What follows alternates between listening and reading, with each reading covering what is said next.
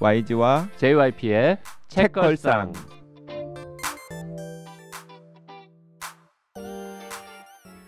책에 관한 걸쭉하고 상큼한 이야기. YG와 JYP의 책걸상이 찾아왔습니다. YG 강량구입니다. JYP 박재영입니다. 자, 오늘 게스트 나오셨기 때문에 댓글 소개 먼저 하겠습니다. 네, JYP 생일 축하 댓글입니다. 많습니까? 많습니다. 다 소개합니까? 이 정도는 소개해야 될 거 아니에요? 다 일부만? 테마가 있어요. 테마. 네네, 해보시죠. 네, 방살롱 마담님께서 크크크 해시태그도 너무 즐거운 JYP님 생일 축하드립니다. 얼마 전에 빛과 물질에 관한 이론편을 다시 들었는데 거기서 이미 흔들리는 꽃들 속에서를 흥얼거리셨더라고요. 댓글 읽어주셔서 꽃이 되었다 하시는 애청자님들 새삼 또 재미있었습니다. 우리 JYP 환갑잔치 생방하는 그날까지 즐거울 수 있기를 바라봅니다. YG님 멋진 사진 공유해 주셔서 감사합니다. 이게 그 문제의 사진 때문에 제가 무슨 행사장에서 사회를 보는데 그 앞줄에 앉아 계시던 어디 연세대학교 교수님이 그 사진 찍는 게 좀 취미신가 봐요. 좋은 카메라로 저도 모르게 찍었는데 며칠 있다가 그 사진을 보내주셨어. 그 사진이 너무 근사하게 나왔어요. 보니까 좀 근사하게 나왔더라고요. 그러니까 근사하게 나와서 그 생일날 저한테 보내준 거죠. 이 사진이나 봐라 이러면서. 그때 이제 YG랑 저랑 뭐 몇 명 지인들 있는 작은 단톡방에서 저 생일 축하한다고 얘기하길래 그냥 재미로 옛다 이러고 사진 하나 보냈는데 그걸 또 YG가 책걸상 카페에 올리는 바람에 이런 사단이 벌어졌죠. 제가 남자 지인 사진을 공유해 본 게 평생 처음인 것 같아요. 예, 영광입니다. 네.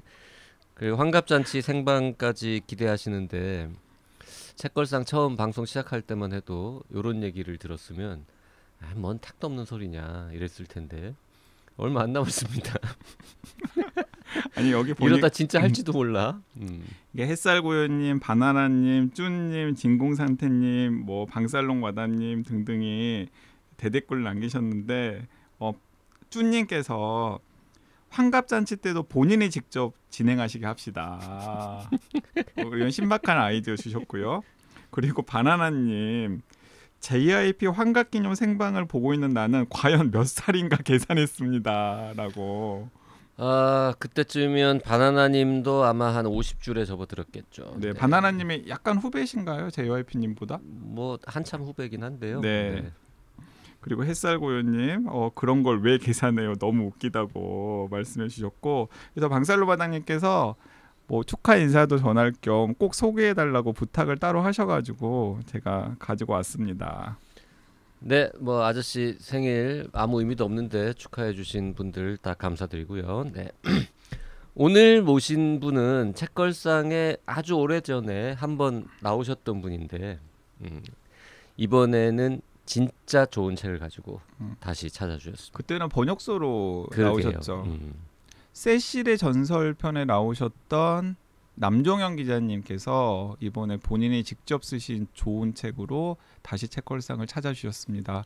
어서 오십시오. 네, 안녕하세요. 남종영입니다. 네, 반갑습니다. 네. 동물 권력이라고 하는 제목의 책이고 부제는 매혹하고 행동하고 저항하는 동물의 힘. 그리고 부제 말고 표지의 카피로는 사자의 눈, 고래의 시선, 고릴라의 마음으로 다시 쓴 역사 이런 말들이 쭉 붙어 있습니다. 너무 근사하지 않아요? 다 근사한데 솔직히 제목은 좀 아쉽습니다. 좀 덜 팔리는 제목이 아닌가. 뭐 예를 들어서 다정한 동물이 사라져 간다라든지. 좋은데요. 왠지 잘 팔릴 것 같은. 그러니까 좀 그렇게 가야지. 동물 권력 이러니까 약간 세요. 딱딱해 보이잖아요. 네. 그러니까 그 강한 과학이라는 제목을 가지고 있는 저자로서 할 얘기는 아니지만은 요즘 트렌드가 센 제목을 좀 선호하시지 않으신 것 같아요. 예. 어떻게 생각하세요? 다정한 동물이 사라져 간다.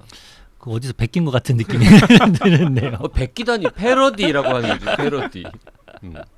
저한테 미리 책 출간 전에 제목에 대한 의견을 물어봤으면 이제 그런 얘기 해줬을 것 같은데. 아니 내용하고도 부합하잖아요. 그러네요. 네.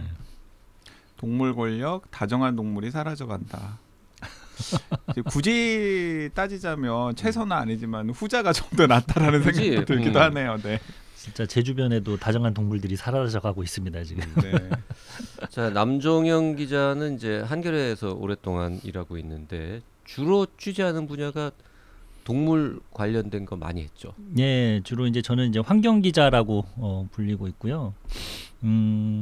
환경에 대한 기사를 쓸 때 초반에는 주로 이제 기후 변화 문제를 다뤘고, 그 다음에는 이제 동물, 특히 이제 동물 복지 문제에 대해서 이제 좀 다뤘고요. 최근에는 다시 또 기후 변화로 돌아와서 기후 변화를 다루고 있습니다. 그 기후 변화, 환경이랑 동물이랑은 꽤 관계가 깊은 거죠. 예, 뭐 비슷한 얘기죠. 환경 속의 기후 변화도 하나의 이 주제고 동물도 마찬가지고요. 예. 검찰 출입하다가 경찰 출입하는 거랑 비슷한 거 아닙니까? 예. 전혀 다르지 않나? 다른 거야? 예. 여당 출입하다가 야당 출입하는 거랑 비슷한가? 그건 조금 약간 비슷할 수도 있겠다. 아, 이 책은 지난해 연말에 나왔는데 YG가 먼저 읽고 읽자마자 연초에 아마 포스팅을 올린 것 같은데 2023년 올해 책 뭐 톱10 이런데 무조건 넣는다.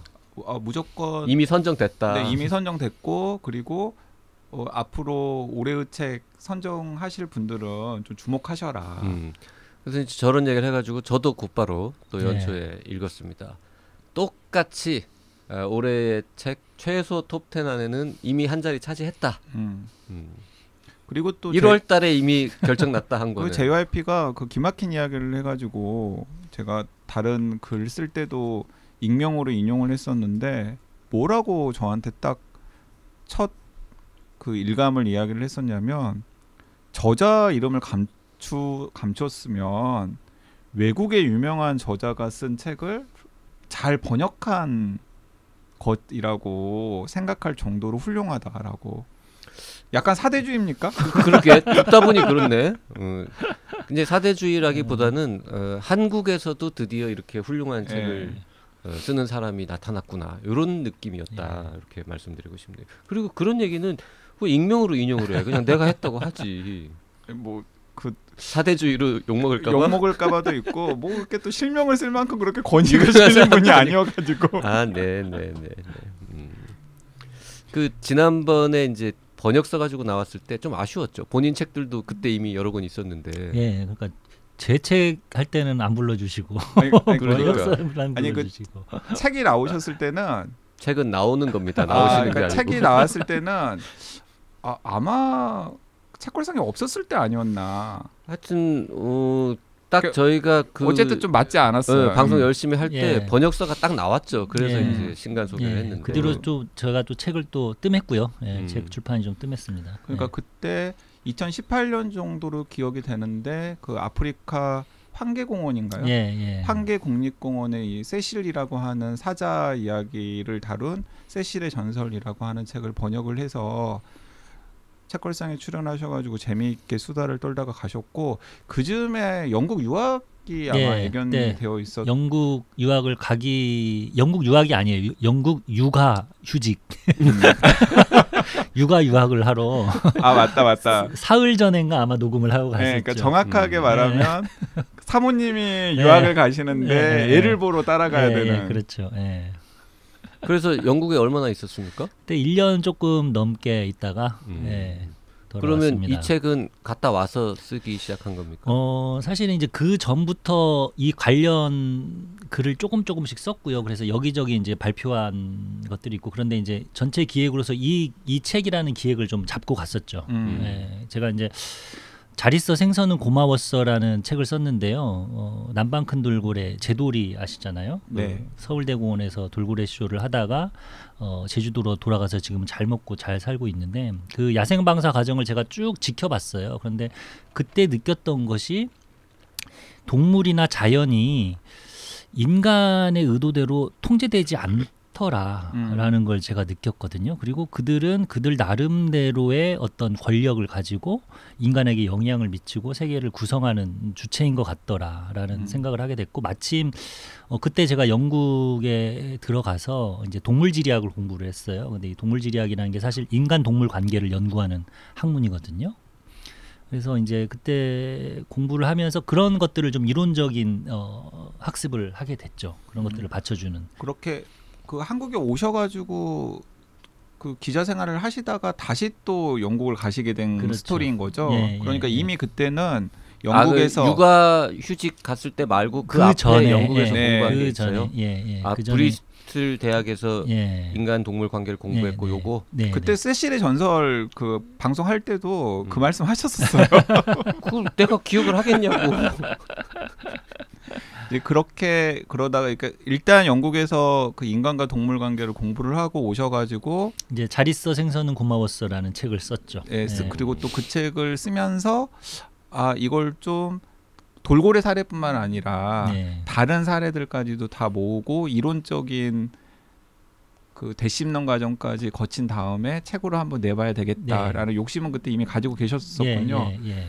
그 제가 그때 얼핏 듣기로는 영국 가서 좀 해보겠다라는 뜻도 가지고 계셨던 맞아요. 것 그때 같은데. 말씀드렸었던 것 같아요. 예, 근데 영국에서는 그냥 육아만 하셨던 건가요? 제가 런던에 살았는데요. 런던 좀 변두리에 살았는데 시내에 나간 게 10번도 안 돼요. 애 보느니라고.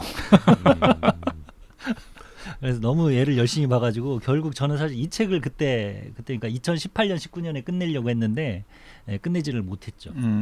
그렇게 와서 그 바로 컴백을 하셨던 거죠. 예. 회사에 들어와서 다시 이제 조금 일을 하다가 또 제가 좀 그 큰 병에 걸렸어요. 그래서 한 2년 가까이 좀 쉬다가 이제 그 휴직을 하던 중에 이제 막판에 좀 컨디션이 좋아지고 그래서 그때 이제 책을 이제 마무리 작업을 하기 시작했죠. 그래서 사실 제 병과 함께 했던 책이라 저한테 좀 애착이 가는 책입니다. 그럼 뭐 저 기획에는 한 10년 걸렸다라고 얘기하죠. 뭐 기획부터 출간까지는. 네, 10년은 좀 안 걸렸지만 여튼 큰 생각을 가지고 시작했습니다.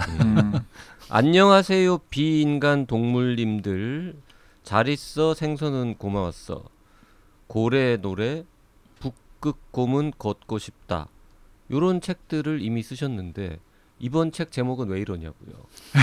앞에 책 제목은 이거 좋잖아, 잘 있어 생선은 고마웠어, 안녕하세요 비인간 동물님들, 요런 분위기면 좀 더 다정한 제목을 했어야 되지 않느냐. 지금이라도 저 북트리거하고 협의해가지고 표지와 제목을 갈아서 한번. 아니 그런데 이게 아니 책이 너무 좋은데 제목이 너무 세서 사람들이 좀 손을 덜 건드리고 있는 게 아닌가 약간 아쉬워서. 제가 생각하기에는 저자의 욕심도 좀 있었던 것 같아요. 왜냐하면 이 동물 권력이 방금 JYP께서 읽은 그 앞서 낸 책들을 약간 종합한 그런 성격이 강하거든요. 그래서 약간 저자들도 그런 거 있잖아요. 약간 케이스 스터디를 하다가 그 케이스 스터디를 이렇게 쫙 깨는 한 권을 내면 마치 그 JYP가 된 개념 무료처럼 짧은 제목. 개념 무료처럼 완전 이해가 된다. 예. 그러니까 다른 책들은 케이스 스터디고 그걸 다 이렇게 모은 책이 바로 이 책이야 하고 또 힘을 주고 싶을 때가 있잖아요. 지금까지 그런 느낌 아닙니까? 지금까지 쓴 책 중에 이게 최고다 이렇게 생각합니까 본인이 혹시? 그래서 제가 가장 애착이 있는 책은 이 책하고 잘 있어 생선은 고마웠어. 두 개가 이제 제가 조금 가장 노력을 많이 한 책이죠. 이 책을 집필을 위해서. 그리고 제목도 사실은 좀 쉽게 가자. 그리고 요즘 20, 30대 여성들이 가장 책을 많이 보기 때문에 그쪽 어떤 취향에 맞춰야 된다. 그래서 제목에 대한 문제 제기도 있었고, 그리고 이 표지도 약간 무서워요. 그렇게. 약간 전체적으로 좀 무거운 책이에요. 그래서 샤방샤방하게 가자라고 했는데 저는 그냥 진짜 아주 좋은 대안이 없다면 그냥 동물 권력으로 가야 된다라고. 본인 했었죠. 주장이었군요. 네, 제 주장이었고. 표지도 본인 주장입니까? 표지도 뭐 편집자랑 저는 이거를 택했어요. 예. 편집자도 이 표지를 좋아했어요. 근데 이제 한 마디를 덧붙이더군요. 그러니까 그 출판사에서 표지 몇 개를 두고 투표를 했는데 유독 여성들은 이 표지를 선호하지 않았다는 거예요. 왜냐하면 약간 마초적인 느낌이 좀 있거든요. 이게. 자, 지금 여러분께서는 표지를 정할 때 있어서 20, 30대 여성들의 의견을 적극 반영해야 된다. 그리고 제목을 정할 때는 저자의 의견을 반드시 따라야 하는 건 아니다. 뭐 이런 이제 교훈을 얻을 수 있습니다. 네, 그 좀 아쉽긴 해요. 왜냐면은 진짜 상업성만 놓고 보자면 예를 들어서 뭐 물고기는 존재하지 않는다. 거기에는 심지어 그 인어가 그려져 있잖아요. 그거는 물고기는 존재하지 않는다라고 하는 내용과는 전혀 상관없는데 근데 물고기는 존재하지 않는다. 약간 그런 파란색 느낌의 인어 그림. 약간 그런 좀 샤방샤방한 느낌의 책과 이 동물 권력은 좀 다르죠. 그렇죠. 네. 말씀 잘하셨는데 그 물고기는 존재하지 않는다. 보노보 핸드쉐이크, 다정한 것이 살아남는다. 이런 책들을 좋아하셨던 분들은 이 책을 엄청 재밌게 읽으실 것이고 솔직히 그 세 권의 책보다 저는 더 재밌게 읽었습니다. 맞아요. 감사합니다. 그리고 이게 더 좋은 책이 아닌가. 저도 더 좋은 책이라고 생각해요. 물고기 얘기는 뭐 그 나름대로 뭐 가치와 재미가 있습니다만 전체적으로 보면 이 책이 더 좋은 책이다. 영어로 쓸 생각 없습니까 이거? 외국에 팝시다 이거. 외국에도 팔아도 될 것 같은 책인데 이게 지금 열 몇 개의 글이 있는데 2개인가는 한국 얘기지만 나머지는 다 이제 글로벌한 얘기잖아요. 딴 나라 이야기도 많고. 그 중국이나 일본 혹은 영어권에서 책이 나와도 사실 제가 최근에 읽었던 영어권에서 나온 책과 비교해도 내용에 손색이 없어요. 그리고 팩트 체크 같은 거 오히려 훨씬 잘 돼 있는 것 같아요. 예, 우리 정리도 요령 있게 편집자님께서 잘 돼 있고. 네. 팩트 체크로 워낙 충실히 해주셔가지고. 근데 사실 제가 논픽션을 되게 좋아해요. 특히 이제 환경 논픽션이나 과학 논픽션을 주로 읽는데 사실 그런 의문이 있긴 있었죠. 왜 우리나라에는 이런 그 환경 논픽션 작가가 없을까? 그런 생각을 하면서 그렇다면 나라도 한번 좀 써보고 싶다라는 그 드러내지 않는 어떤 그런 소망이 있긴 있었습니다. 그래서 그렇게 칭찬을 해주시니까 저는 너무 기분이 좋습니다. 아니 그래서 제가 어딘가에 글을 썼을 때 드디어 한국도 남종현 같은 저널리스트 작가를 보유한 나라가 되었다고 선진국이 되었다라고. 우리 남종영 보유국이 된 겁니까? 남종영 보유국이 된 거죠. 왜냐하면 그러니까 책만 보면 너무나 근사한 책이잖아요. 그러니까 평소에 잠깐만 책만 보면 근사하다는 거는 뭐예요? 작가를 보면 뭐 안 근사하다거나. 그러니까 모든 걸 또 떠나서 진짜 책만 보면 너무 훌륭한 책이라는 거지. 약간 표현이 이상한데. 이 책의 내용을 설명하는 게 참 어려울 것 같아요. 지금 앞에 훌륭하다는 얘기는 많이 했는데 이걸 좀 이 책은 이러한 책이다라고 짧게 설명하려면 뭐라고 소개합니까? 저자 본인은? 동물도 권력이 있다. 네. 동물은 인간에 의해 가지고 수동적으로 지배되는 어떤 객체가 아니라 그들 또한 인간을 우리가 생각하는 것 이상으로 많이 움직이고 영향을 미치고 역사를 구성하는 하나의 주체이다 라는 얘기죠. 그래서 이 동물 권력이라는 말이 되게 좀 어렵잖아요. 딱딱하고 그럼에도 불구하고 제가 동물 권력이라는 제목을 택했던 이유는 우리가 노동자 권력이라고 얘기를 하잖아요. 근데 노동자한테 권력은 없지만 파업할 수 있는 가능성이 있기 때문에 노동자한테 권력이 있는 거거든요. 그러니까 이 재밌는 사례를 하나 말씀드리자면 제가 이제 돌고래 연구를 많이 했는데 돌고래 쇼를 가서 한 번만 보지 않고 한 몇 번을 계속 쭉 연달아 보면 이 돌고래들이 너무 피곤하고 지칠 때가 있어요. 그러면 얘네들도 사실은 1번, 2번, 3번, 4번 이 순서에 따라 뭘 해야 될지 알거든요. 그러면 얘네들이 기분이 나쁘다. 그러면 1번, 2번, 3번 하고 갑자기 10번을 하고 끝내버려요. 그러면 조련사는 어떻게 할 수가 없어요. 야, 니네 왜 4, 5번 안 해? 그럴 수가 없거든요. 왜냐하면 청중들이 막 보고 있으니까. 그러니까 쉽게 말해서 돌고래들은 인간에 의해 가지고 지배받는 객체라고 생각했는데 이 판을 뒤엎을 수 있는 권력을 가지고 있다는 거죠. 그 실제로 책에 그 재밌는 사례 중에 하나는 뭐 지금이야 이 포경 기술, 그러니까 고래를 잡는 기술이 굉장히 발달해 가지고 이제 그런 사례들이 드물긴 하지만 20세기 초 19세기 후반만 하더라도 범고래랑 고래잡이 어선들이 협업을 해가지고 다른 고래들을 사냥했던 사례들 같은 게 있었다고 또 책에 소개를 해주셨잖아요. 저는 그것도 굉장히 유사한 카테고리의 사례라는 생각이 들었거든요. 그러니까 뭔가 그 뭐 범고래를 미리 어부들이 훈련을 시킨 것도 아니고 그냥 범고래는 범고래 나름의 판단과 범고래의 이해관계가 있고 어부들은 어부 나름의 판단과 이해관계가 있는데 그 이해관계가 딱 맞아 떨어졌을 때 협업을 통한 고래 사냥이 가능했던 거죠. 그러니까 좀 더 내용을 설명을 해보면은 직접 저자가 설명을 해주시죠. 그러니까 범고래라는 건 좀 작은 고래인가 봐요. 범고래가 큰 고래치고는? 고래예요. 몸길이 8m. 예, 오르카라고 불리는. 네. 그럼 아니, 오르카가 아니죠. 예, 오르카 맞다. 예, 예. 몸길이 8m에 한 몸무게도 한 8톤 정도 되는 그 고래인데 얼룩고래. 얼룩. 그 범고래보다 우리가 이제 아는 고래들 있잖아요. 뭐 대왕고래라던가 혹등고래라던가 이런 고래들은 훨씬 더 커요. 그러니까 내 말이 그 고래치고는 작은 거 아니냐 범고래가. 대형고래치고는 작고요. 돌고래치고는 훨씬 크죠. 훨씬 크죠. 그러니까 대형고래를 한 뭐 10에서 한 15m 정도 된다면 범고래는 한 7, 8m. 그리고 돌고래는 한 2, 3m. 뭐 그 정도 사이즈로 보면 돼요. 어쨌든 그 15m 넘는 큰 고래를 잡는데 예. 사람하고 범고래가 뭔가 협업을 했다는 협업을 거죠. 해가지고 예. 이 사냥을 했다. 뭐 이런 게 이제 앞에 2장인가에 이장에서 나오는데 네. 나오죠. 그 범고래를 막 양식해가지고 이렇게 훈련시켜가지고 하는 게 아니라 그냥 서로 자연스럽게 범고래는 범고래의 뭔가 이유나 이득이 있어가지고 그런 행동을 했고. 그러니까 지금 저자도 잘 기억을 못 하시고 읽은 JYP도 잘 기억을 못 하시고 막 책을 뒤적거려서 제가 설명을 드리자면 읽은 지 한 2달 돼봐 까먹어. 그 이제 19세기 말 20세기 초에 이제 호주에서 고래잡이를 했던 어선들이 썼던 방법 중에 하나인데 그 뭐 큰 그 배가 아니라 작은 배를 탄 고래잡이 어부들 같은 경우에는 몸길이 15m, 뭐 20m, 25m 정도 되는 대형 고래들을 사냥하다가 자칫 잘못하면 배가 전복되고 그래서 고래는 못 잡고 이제 배만 그냥 엎어지고 사람들도 뭐 죽을 수도 있고 이제 이런 거죠.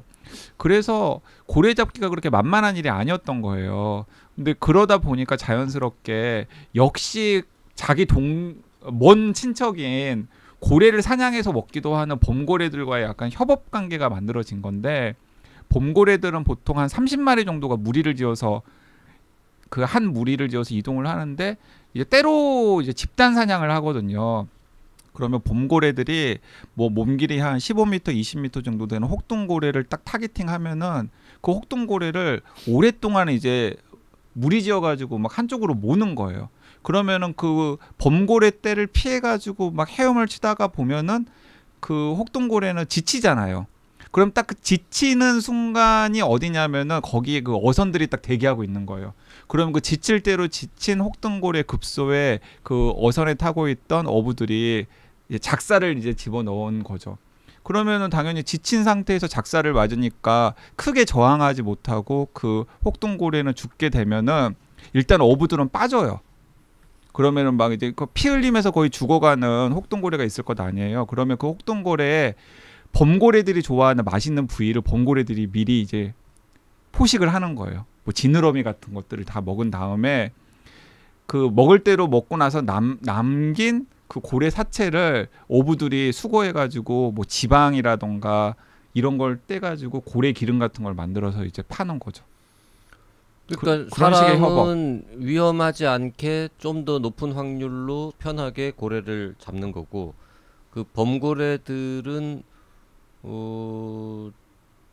범고래 나름대로 그 맛있는 뭐 혹등고래 큰 고래의 하여튼 맛난 부위를 지느러미나 뭐 코 뭐 네, 이런데 네. 먹는 데 있어서 약간 사람을 이용하고. 그러니까 왜냐하면은 이제 뭐 끝까지 죽이려면 에너지가 훨씬 더 많이 들 텐데 근데- 사람의 도움을 받음으로써. 근데 우영우가 들으면 되게 슬퍼할 것 같은데 같은 고래인데 어쨌든 사이즈는 크고 종은 다르지만 고래끼리 뭐 이렇게 잡아먹고 막 그래요?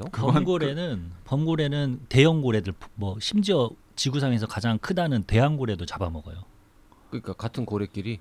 예, 근데 최상의 포식자. 최상위 포식자 바다에서 보면 세렝게티의 사자라고 보면 되죠. 바다에서 아, 크지도 않은데 때로 크지도 다니면서. 않은데 때로 다니면서 이제 이빨로 물어 뜯으면서 이제 사자처럼 이제 협동 사냥을 하는 거죠. 얘네들이. 야, 너는 저기를 맡아, 나는 얘를 쫓아가지고 뭐 지치게 만들게. 그럼 네가 얘를 뭐 이렇게 돌려가지고 뭐 이렇게 하는 식으로 전략적인 사냥을 하는데 여기에 이제 인간이 끼어든 거죠. 근데 인간에게 범고래가 도움을 받는 건 인간은 아주 뾰족한 작살이 있잖아요. 그래서 급소에 명중시키면 고래가 바로 죽거든요. 그리고 인간은 범고래로부터 이제 이 큰 고래들을 지치게 하는 그런 조력을 받게 되는 거고요. 그러니까 범고래가 아무리 떼거지로 몰려다녀도 지치게 할 수는 있지만 어느 순간에 딱 그렇죠. 숨을 앗아오는 그 장치는 약간 그렇죠. 부족하니까. 사람의 그렇다니까. 도움을 받으면 에너지를 훨씬 더 적게 소비하면서도 고래를 우리 것으로 만들 수가 있는 거죠. 그 범고래는 사람은 싫어합니까? 사람을 먹진 않아요? 사람을 공격했다는 보고가 그렇게 많지는 않아요. 그런데 그 범고래가 북극곰을 공격합니다. 북극곰을 잡아먹어요. 범고래는 범상치 않은 놈들이구나. 맞아요. 그래서 그 북극에 이제 얼음 위에 북극곰이 있잖아요. 그러면은 저걸 먹고 싶어.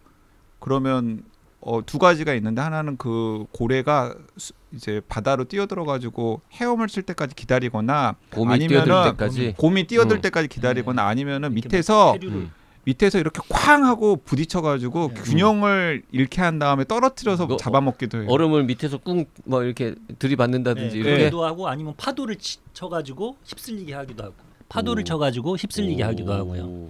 그래서 그 북극의 얼음이 녹아가지고 이제 고래 가족 그 북극곰 가족이 헤엄을 치잖아요. 그러면 그 헤엄을 칠 때 사실은 그 진짜 필사적으로 헤엄을 치는 거예요. 왜냐하면 자칫 잘못하면은 밑에서 범고래가 쑥 그냥 내려가지고 잡아먹을 수도 있기 때문에 뭐 이런 내용은 동물권력 책에는 안 나온 내용이긴 합니다만은. 근데 범고래가 이 동물권력에서 이제 주인공으로 자주 등장하는데 이런 무서운 범고래를 사람들이 조련해가지고 그 범고래 쇼를 하죠. 그 아시잖아요. 그 남캘리포니아에 한 2년 계셨으니까 그 샌디에고에 있는 시월드에서. 전 안 가봤습니다. 시월드 안 가보셨어요? 네, 전 동물 싫어합니다. 그 아마 미국의 한 동물을 싫어한다기보다 뭐 저 돌고래 쇼 같은 거 뭐 그렇게 안 좋아합니다. 그 미국의 특별히 환경 의식이 있어서 그런 전혀 아니고 그냥 관심이 없는 거예요. 뭐 옛날에 봤는데 뭐 재밌네. 뭐 한번 봤으면 됐지 뭘 쫓아다니면서 또 봐. 근데 그 뭐 남캘리포니아에 있는 시월드나 아니면 플로리다에 있는 시월드는 유명한 게 뭐냐면 그 샤무쇼라는 게 유명한데 그 샤무쇼의 주인공이 바로 범고래거든요. 그 난폭하고 막 그런 애들을 훈련시켜가지고 쇼를 하는 거예요. 네, 그렇죠. 그러니까 몸길이 2-3m의 돌고래가 그냥 아장아장 공연을 하는 게 아니라 그냥 그 몸길이 8m 정도 되는 그 범고래를 훈련을 시켜가지고 공연을 하게 하니까 그게 유명한 거예요. 큰 고래가 하는 쇼는 제가 오키나와에서 본 적이 있습니다. 거기서도 아마 할 거예요. 걔도 범고래입니까? 그럴 거예요 아마 그러면. 근데 그러니까 이렇게 난폭하고 이렇게 똑똑한 애들을 잡아가지고 훈련을 시켜서 공연을 하게끔 하니까 그게 명물이 되어가지고 아마 그 쇼 때문에 그 시월드라고 하는 해양 테마파크가 굉장히 유명해진 거죠. 자, 지금 여러분께서는 동물 권력에 나오는 20개의 이야기 중에서 한 편의 이야기의 아주 일부를 지금 들으셨고요. 각각의 이야기가 다 독립적으로 떨어져 있죠. 뭐 비슷한 얘기도 조금 있습니다. 그러니까 메시지는 다 유기적으로 연결이 되어 있지만은 그 메시지를 전하기 위한 그 사례들은 다 제각각의 이야기들이죠. 그 고래 얘기 나왔으니까 12장에 나오는 그 살인 고래 틸리쿰? 뭐 요 얘기 조금 해봤으면 그게 좋겠는데. 지금 그 우리가 했던 이야기랑 이제 연결이 되는 건데요. 고래 얘기 좀 더 하면. 근데 그 범고래 쇼로 유명한 그 시월드가 2017년부터인가요? 예, 이제는 폐지가 됐죠. 그 범고래 쇼를 하질 않아요. 근데 그 범고래 쇼를 폐지하게 된 계기가 그 12장에 나와 있는 그 살인고래 틸리쿰과 관련된 이야기입니다. 예, 그 틸리쿰이라는 범고래는 아이슬란드 앞바다에서 잡혔어요. 근데 이 범고래를 지금은 이제 안 그러는데 1960년대, 70년대까지만 해도 야생에서 범고래를 잡았습니다. 근데 새끼를 잡아요. 왜냐하면 새끼 때부터 교육을 시켜야 애들이 말을 잘 듣거든요. 그렇겠죠. 네, 그래서 주로 이제 아이슬란드하고 미국 그 캘리포니아 해안, 그 다음에 그 밴쿠버 쪽, 그쪽을 세일리시 해라고 부르는데 그쪽에서 많이 잡았죠. 그러다가 이제 미국에서 금지를 시키니까 아이슬란드로 넘어가가지고 거기서 잡았는데 틸리쿰도 거기서 잡혔어요. 먼저 어미를 죽이죠. 어미를 죽인 다음에 이제 새끼를 데려와가지고 아이슬란드 수족관에서 며칠인가 한 1년인가 있다가 이제 캐나다로 가가지고 쇼를 시작하죠. 그래서 이제 거기서 쇼를 하다가 인명사고에 연루가 돼요. 사람을 한 명을 죽인 거죠. 예, 그러면서 시월드 올란도까지 왔는데 이제 총 3명을 이제 죽인 것으로 지금 알려져 있어요. 거의 10년 주기로. 네. 그냥 조련사나 이런 사람이 실수로 빠졌을 그랬을 때 때 네. 이렇게 물어 뜯어갖고 죽은 거죠. 그 마지막 죽음은 실수로 빠진 것도 아니었는데 살짝 낚아챈 것으로 보여요. 풀장 낮은 곳에 있었는데. 근데 이제 언뜻 생각하면 동물원에서 동물이 뭔가 사람을 죽였으면 바로 그냥 안락사 시키거나 뭐 떼찌떼찌 했을 것 같은데 3명이나 이 사람을 죽일 때까지 굉장히 오랫동안 계속해서 쇼를 했어요.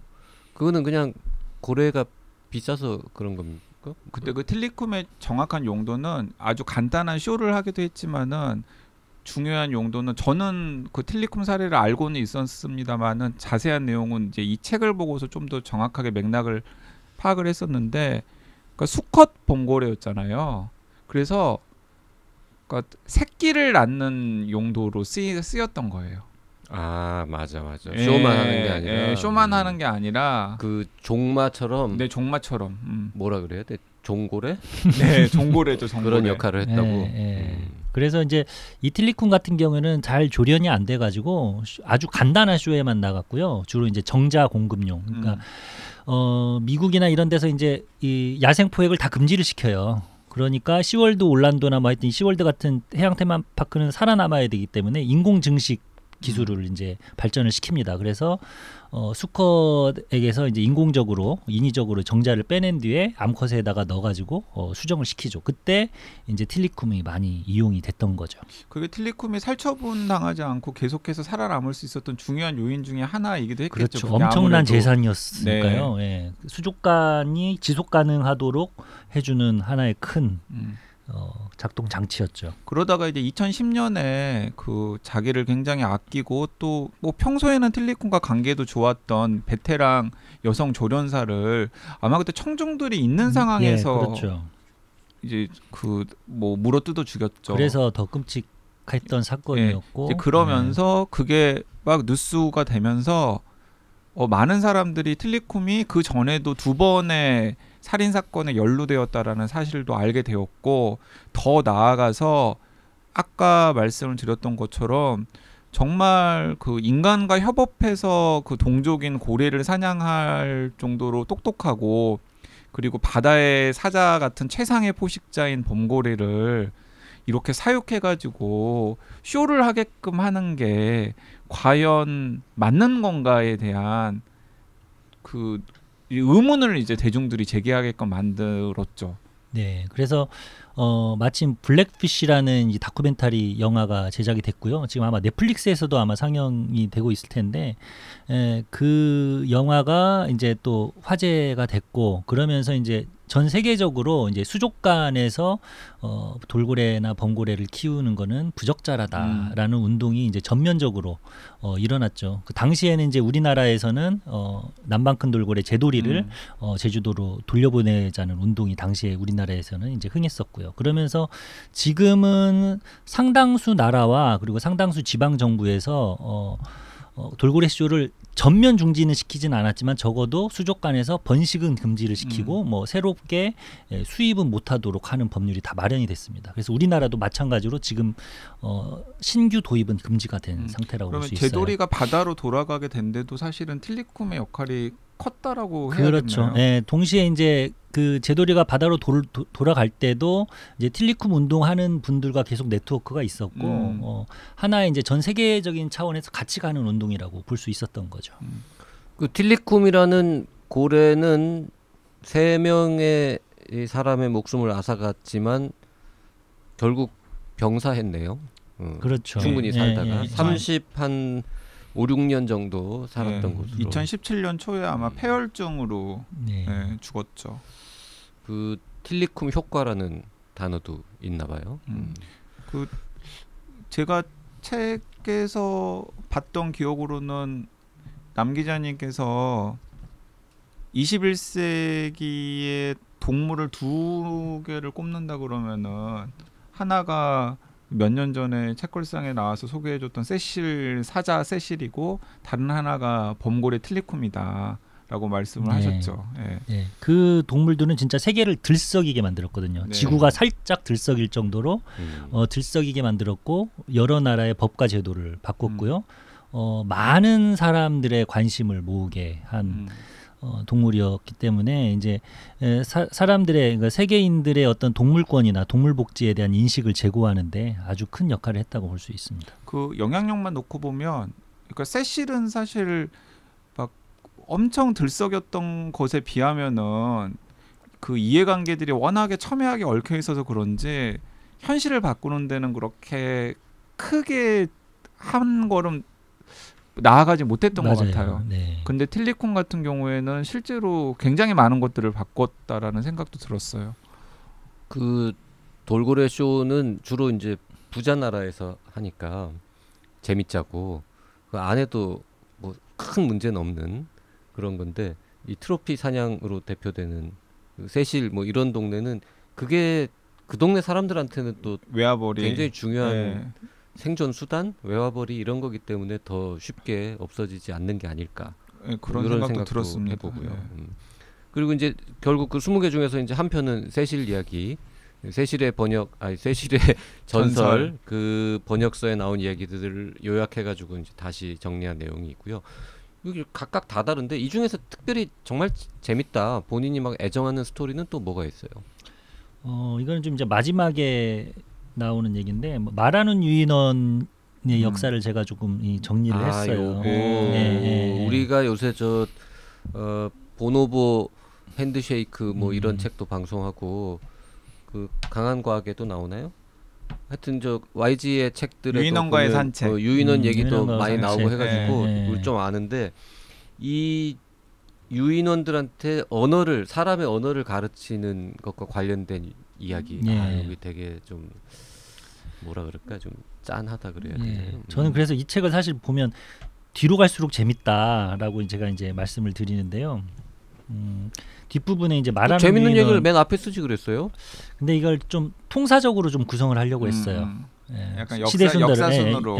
역사순으로. 그래서 조금 이제 과학에 대해서 크게 관심이 없는 분은 1장, 2장이 조금 어려울 수 있어요. 앞에 뭐 개 나오고 뭐 호모사피엔스 나오고 뭐 네안데르탈린 나오고 그래가지고 조금 막 그것도 어렵잖아요. 저자의 고집으로 순서를 그렇게 잡은 거 아닙니까? 그렇죠.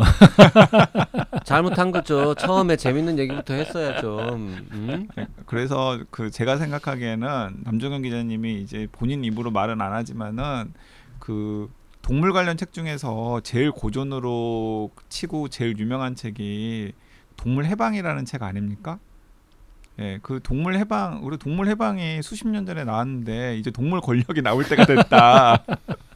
막 그런 마음에 동물 그런 해방에 버금가는 책이다 뭐 이런 느낌으로. 그런 마음 요만큼 있었던 건 사실 아닙니까?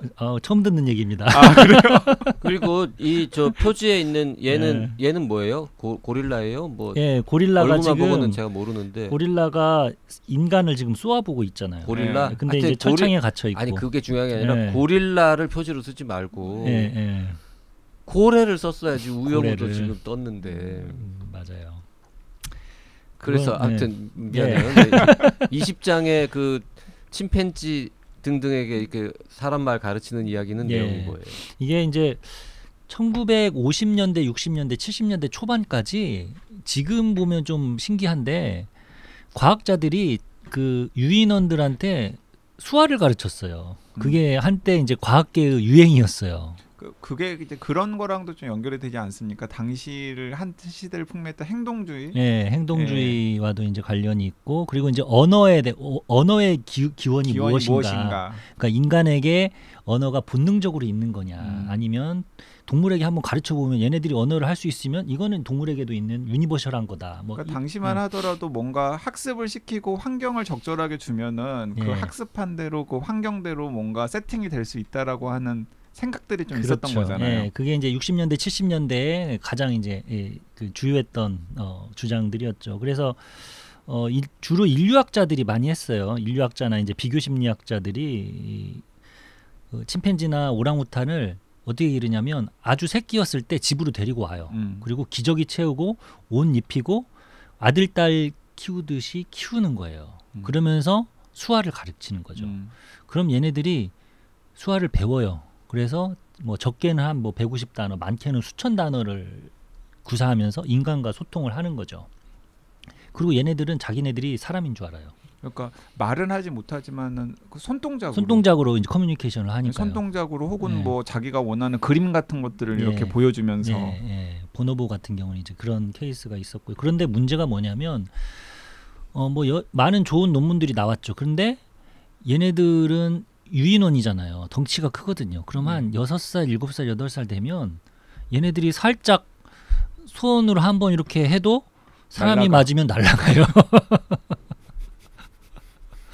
그러니까 이 엄마 아빠 입장에서도 유인원을 입양한 엄마 아빠 입장에서도 얘를 너무 사랑하죠. 왜냐하면 정이 드니까. 그런데 얘를 떠나보낼 수밖에 없는 상황이 이제 벌어지는 그리고 또 거죠. 어떤 케이스들에서는 또래 같은 그 인간 아이들과 같이 키웠잖아요.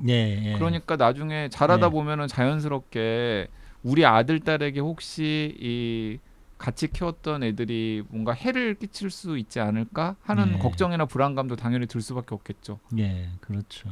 그래서 제가 이제 오랑우탄 찬택이라고 이거를 오랑우탄 찬택에 대해서 제가 좀 예전에 취재를 했었는데요. 린 마일스라는 인류학자가 이 찬택을 길렀어요. 어렸을 때부터. 그래서 그분하고 이제 이메일로 소통하면서 여러 이야기를 그런 부분 멋있었어. 예. 되게 이제 저 우리나라 작가들이 쓴 책 보면 그냥 외국에 누가 이런 일이 있었다 뭐 이런 얘기밖에 안 나오잖아요. 근데 이 책에는 막 곳곳에서 이렇게 뭐 진짜 내가 그 사람하고 연락해봤는데 그 아저씨한테 물어봤더니 이러더라 뭐 이런 얘기들이 막 있어가지고. 그리고 참고문은 봐도 뭐 몇 월 며칠 뭐 누구와의 뭐 이메일 인터뷰 뭐 이런 식의 뭐 출처 같은 게 있잖아요. 읽다 보면 이 아저씨 또 영어 잘하나 보다 뭐 이런 생각 들고. 구글 번역이 다 해줬어요. 네트워크가 좀 되는데 뭐 이런 생각도 들고. 하여튼 이분과 이제 연락을 많이 했는데 이분 역시 이 오랑우탄 찬택이라는 애가 잘 크다가 그 대학 도시의 명물이었어요. 조그만한 시골 대학에서 살았는데 막 명물이고 막 제일 처음엔 스타였죠. 뭐 아이스크림도 먹으러 다니고 그러면 막 사람들이 사진 찍고 막 그랬는데 몸짓이 커지잖아요.